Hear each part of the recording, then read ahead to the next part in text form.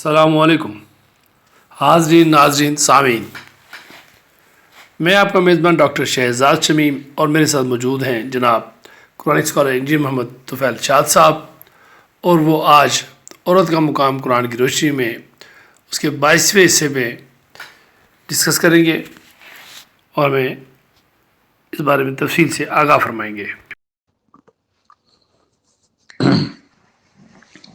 بسم اللہ الرحمن الرحیم۔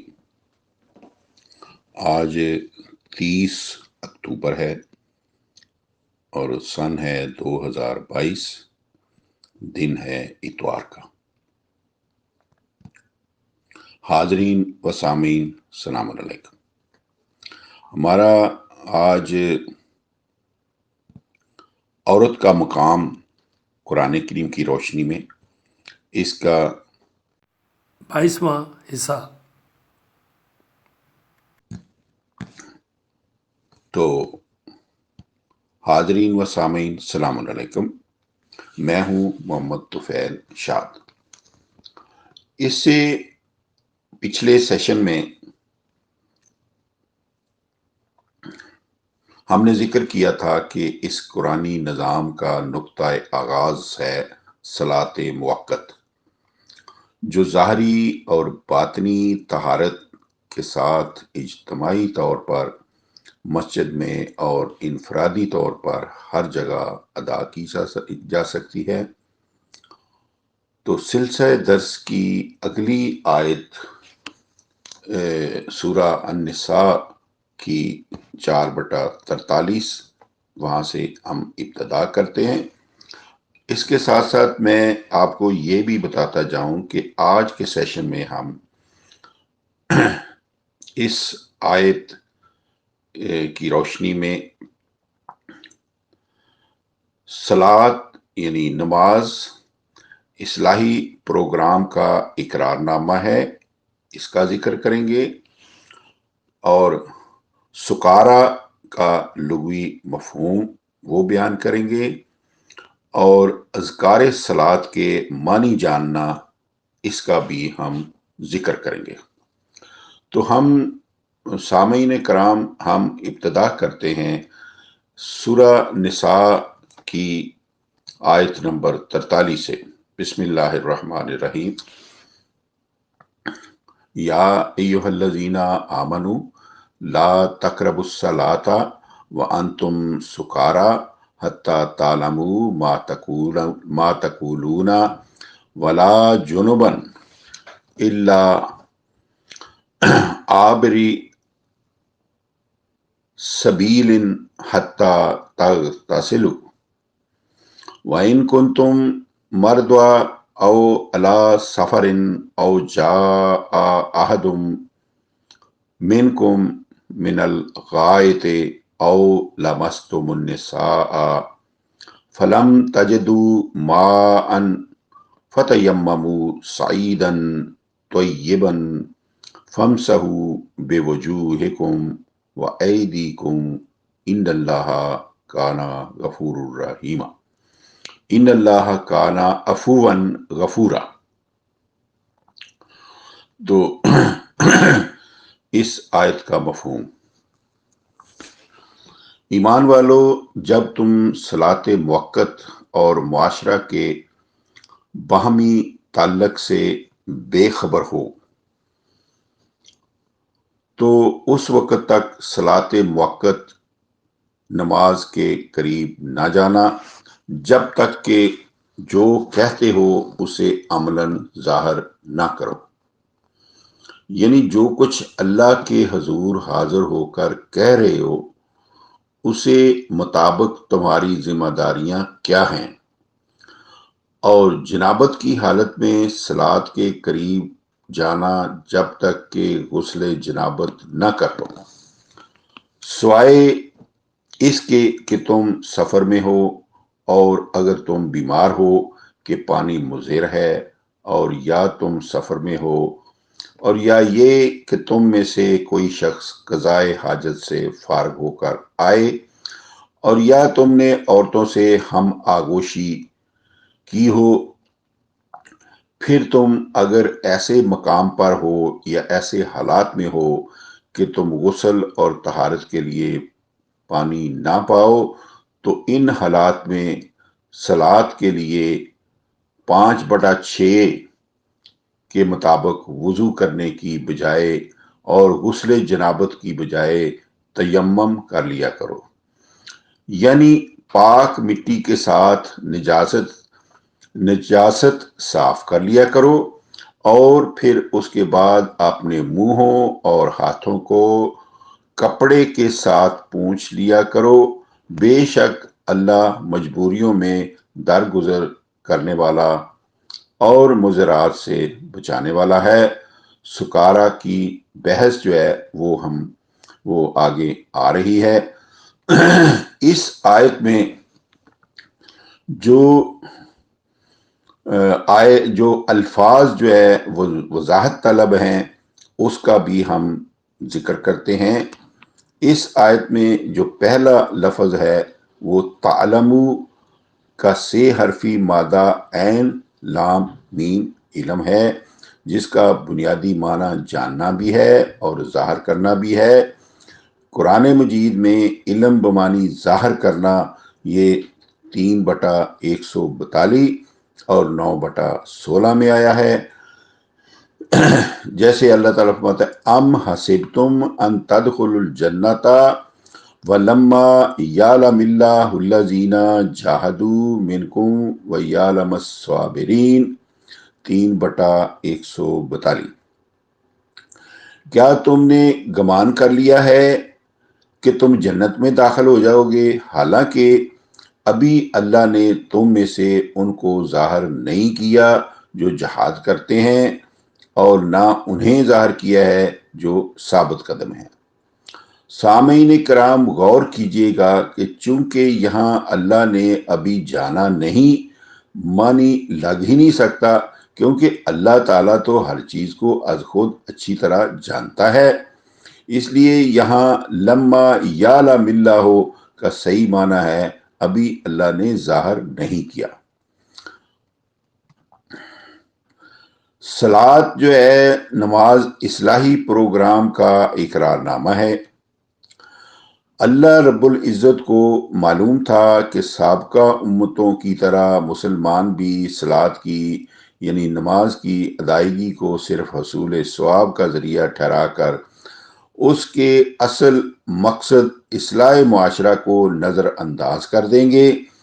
اس لیے اس نے زمانہ رسالت کے مسلمانوں یعنی صحابہ ہی کو آیت بالا کے پہلے مخاطب ٹھہرا کر واضح کر رکھا ہے کہ اس وقت تک صلات یعنی نماز کے قریب نہ جانا جب تک تم یہ نہ جانو کہ اللہ تعالیٰ سے کیا کہہ رہے ہو اور خود اپنے کہے کے مطابق کیا ذمہ داریاں خود اپنے ذمے لے رہے ہو۔ مثلاً صلات یا نماز میں اقرار کیا جاتا ہے کہ الحمدللہ رب العالمین 1/1۔ سب اچھی تعریفیں اللہ تعالیٰ کے لیے ہیں جو عالمین کا رب ہے۔ اس اقرار کے مطابق ہم ربوبیت عالمینی کے خلاف کوئی کام نہیں کر سکتے۔ نیز صلات میں ہم یہ بھی اقرار کرتے ہیں کہ ایاک نعبد و ایاک نستعین 1/4، ہم صرف اور صرف تیری فرما برداری کرتے ہیں اور صرف تجھی سے مدد مانگتے ہیں۔ اس اقرار کے مطابق نہ ہم ذخیرہ اندوزی کر سکتے ہیں نہ گراں فروشی، کیونکہ یہ سب اللہ تعالیٰ کی نافرمانیاں ہیں۔ نہ اس اقرار کے مطابق ہم کسی غیر اللہ سے خواہ وہ کتنا ہی نیک آدمی ہو غائبانہ مدد مانگ سکتے ہیں۔ پس لا تقربوا الصلاۃ وانتم سکارا حتی تعلموا ما تقولون کا مفہوم یہ ہے کہ جب تم صلات میں کیے گئے وعدوں کی ذمہ داریوں کو نہیں جانتے کہ انہیں نبھانا ہے، اس وقت تک نماز کے قریب نہ جانا۔ صلات نماز محض نام نہاد ثواب کے اصول کا ذریعہ نہیں بلکہ اصلاحی پروگرام کا اقرار نامہ ہے۔ اب چلتے ہیں سکارا کا لغوی مفہوم۔ سکارا جمع ہے سکران اور سکرانتن کی، اس کا 6 حرفی مادہ ہے سین کاف رے۔ سکر ہے جس کا بنیادی معنی ہے عقل پر پردہ ڈال دینا، یعنی ایسی بے خبری جو خبر ہوتے ہوئے عقل پر کسی خارجی اثر کی بدولت مسلط ہو جائے۔ مثلا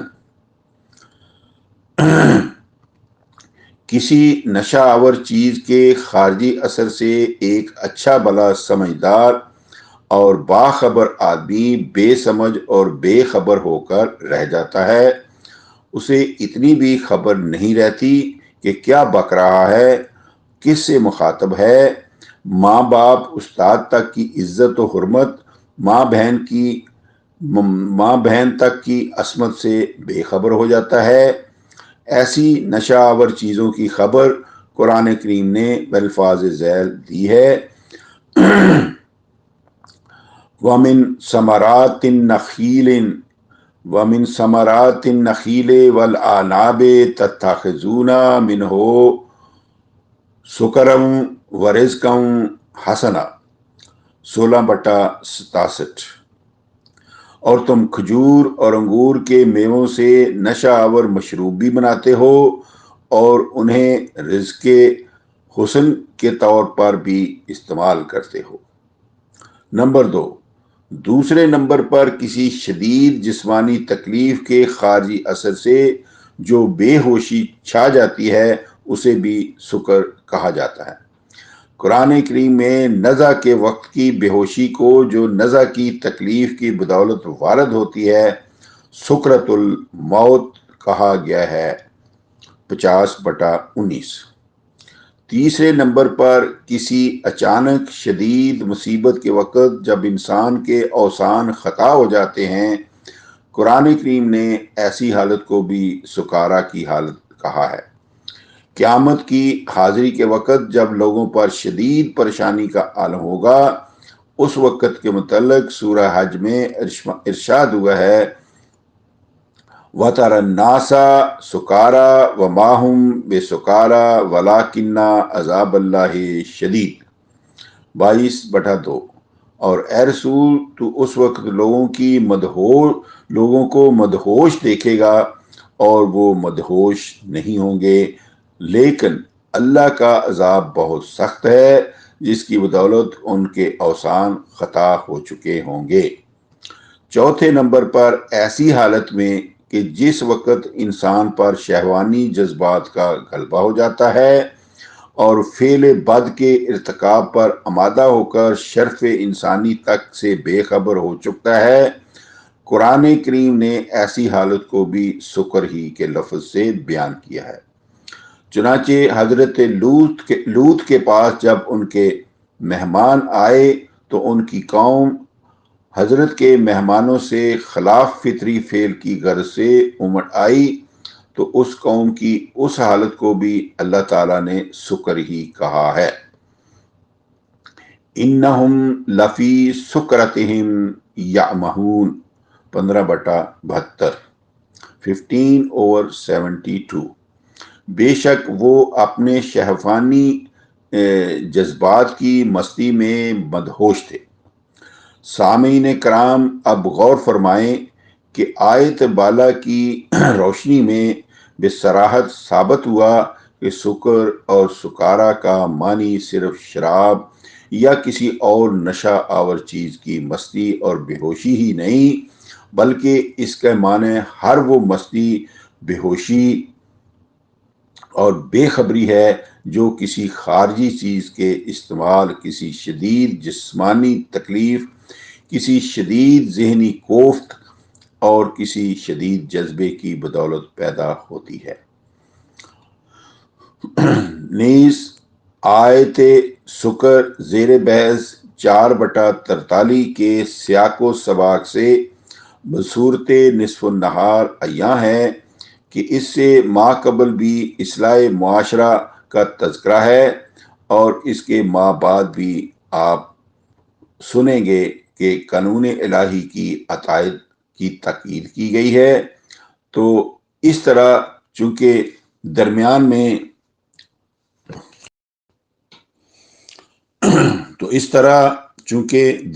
میں شراب کو وقتی طور پر حلال ٹھہرا کر، جیسا کہ کتب روایات میں آیا ہے کہ یہ آیت اس وقت نازل ہوئی جب ابھی شراب حرام نہیں کی گئی تھی۔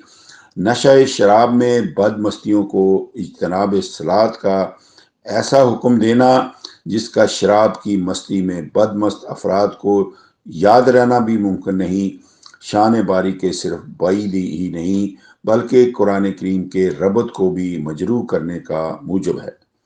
لہذا اس آیت مجیدہ میں لفظ سکارا کو نشہ شراب سے متعلق ٹھہرانا بھی غلط ہے، اور اس آیت پر چشمہ کیا گیا یہ شان نزول بھی غلط بلکہ اللہ تعالیٰ اور صحابہ کرام پر بہتان محض ہے کہ کسی دعوت میں صحابہ نے شراب نوشی کے بعد نشہ کی حالت میں معاذ اللہ ایک دوسرے پر دعوت کی پس خوردہ ہڈیاں اچھالیں، اور صلاۃ یعنی نماز میں جب نشہ کی حالت میں غلط قرآن خوانی کے مرتکب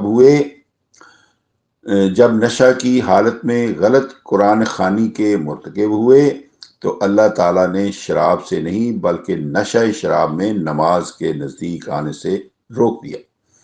اگر یہ شان نزول صحیح ہے تو اللہ تعالیٰ نے شراب کیوں نہ حرام کر دیا؟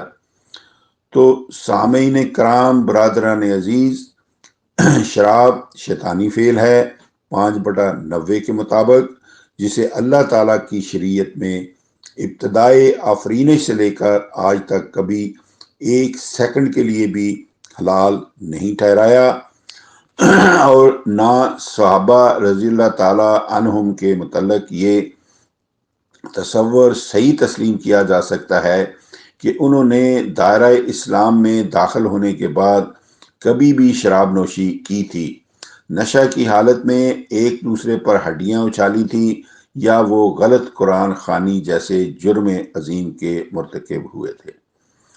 اب آتا ہے اذکار صلاۃ کے معنی جاننا۔